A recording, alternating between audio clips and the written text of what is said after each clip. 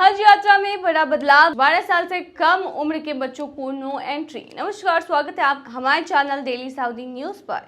खबर शुरू करने से पहले जरूरी जानकारी आपको दे दें कि अगर आप सऊदी में फंस गए हैं, वहां पर नियोक्ता आपको छोड़ नहीं रहा है, आप अपने देश वापस लौटना चाहते हैं, तो ऐसे में आपको पता नहीं है कि आप क्या करें, तो बता दें कि आप घबराएं नहीं। नीचे दिए हुए कॉन्टैक्ट नंबर पे आप कॉन्टैक्ट कर सकते हैं।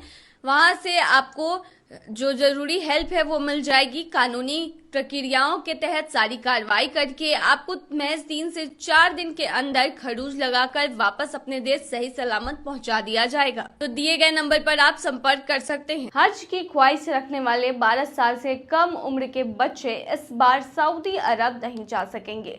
सऊदी अरब सरकार ने इनका वीजा जारी नहीं किया है। ऐसे में 291 बच्चों के आवेदन निरस्त कर दिए गए, यानी कि कैंसिल कर दिए गए हैं। इनमें प्रदेश के 18 बच्चे भी शामिल हैं। प्रदेश से इस बार 13,748 आजमीन को हज करने के लिए रवाना किया जाना है। हज के लिए रवाना होने वालों में प्रदेश के विभिन्न जिलों के 18 बच्चे भी शामिल थे, जिनकी उम्र 12 साल से कम थी। राज्य हज कमेटी के सचिव SP तिवारी ने बताया कि हज कमेटी ऑफ इंडिया मुंबई ने सर्कुलर जारी कर अवगत कराया है कि हज 2025 में सऊदी अरब सरकार ने 12 साल की कम आयु वाले बच्चों को वीजा जारी नहीं देने का फैसला किया है। वीजा जारी सऊदी अरब नहीं कर रहा है। उन्होंने बताया है कि सऊदी सरकार की ओर से रोक लगाने की वजह से देश के विभिन्न राज्यों के 12 वर्ष से कम आयु के 291 बच्चे हज पर नहीं जा सकेंगे। SP तिवारी ने बताया कि जिस कवर नंबर में बच्चे शामिल हैं, उनमें अन्य हज यात्री हज पर जा सकेंगे। उन्होंने बताया कि अगर प्रभावित कवर नंबर में कोई अन्य हज यात्री बच्चे के कारण अपनी यात्रा 14 अप्रैल तक ऑनलाइन व हज सुविधा ऐप के माध्यम से निरस्त करने के लिए आवेदन करता है, तो उनकी यात्रा जो है वो कैंसिल कर दी जाएगी। उन्हें किसी तरह का निरस्तीकरण यानी कैंसिलेशन शुल्क नहीं देना होगा। उन्होंने बताया कि 14 अप्रैल के बाद कैंसिलेशन पर नियमानुसार कटौती की जाएगी। बता दें 23 अप्रैल 2025 से मक्का में प्रवेश के लिए सख्त नियम लागू होंगे। मक्का में प्रवेश करने के लिए कुछ डॉक्यूमेंट्स की आवश्यकता होगी, और जैसे वैध कार्य परमिट, मक्का से जारी निवास प्रमाण पत्र, वैलिड हज परमिट। इन डॉक्यूमेंट्स के बिना मक्का में प्रवेश की अनुमति नहीं होगी और उल्लंघन करने वालों को चेक पॉइंट से वापस भेज दिया जाएगा। उम्रा यात्रियों के लिए लास्ट डेट जो है उसके बारे में बताएं तो उम्रा के लिए सऊदी अरब में प्रवेश करने की अंतिम तिथि 13 अप्रैल 2025 बताई गई है। सऊदी अरब में प्रस्थान करने की अंतिम तिथि है वो 29 अप्रैल 2025 है। इन तिथियों के बाद उम्रा यात्रियों को मक्का में रहने की अनुमति नहीं होगी। 29 अप्रैल 2025 से हज वीजा के अलावा किसी अन्य प्रकार के वीजा जैसे टूरिस्ट वीजा पर मक्का में प्रवेश करने की अनुमति नहीं होगी। यह नियम भीड़ नियंत्रण और सुरक्षा सुनिश्चित करने के लिए लागू किया गया है। बता दें इस साल जो है 12 साल से कम उम्र के जो बच्चे हैं वो हज पर नहीं जा सकेंगे। ऐसा सुरक्षा कारणों की वजह से फैसला लिया गया है। पिछले वर्ष हज के दौरान लगभग 1300 व्यक्ति जो हैं उनकी जानें चली गई, क्योंकि बहुत से लोग ऐसे थे जो कि बिना रजिस्ट्रेशन के गलत तरीके से गए थे, इलीगल तरीके से गए थे, जिसकी वजह से जो बुनियादी सुविधा होती है वो उन्हें नहीं मिल पाई, जिनके कारण उनकी मौत हो गई। क्या है सऊदी के रियाल रेट्स? सऊदी अरब की करेंसी रियाल है। वहीं अगर भारत की करेंसी की बात की जाए तो भारत की करेंसी रुपया है। वहीं सऊदी अरब में करीब 25 लाख भारतीय प्रवासी रहते हैं। ऐसे में जो भी भारतीय प्रवासी हैं वो रियाल रेट से अंदाजा लगा सकते हैं कि भारत की मुद्रा का फिलहाल क्या भाव चल रहा है।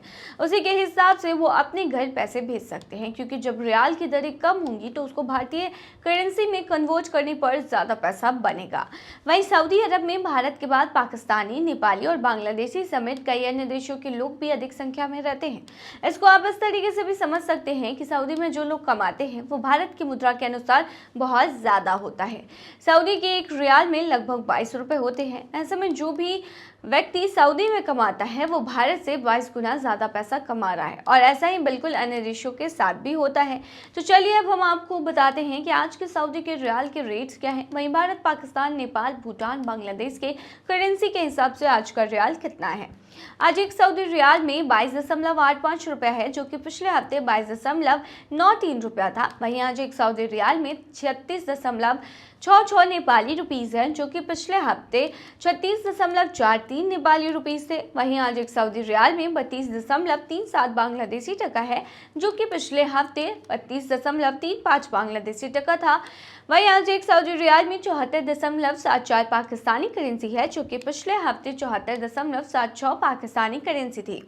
वहीं आज एक सऊदी रियाल में 22.91 भूटानी करेंसी है, जो कि पिछले हफ्ते 22.93 भूटानी करेंसी थी।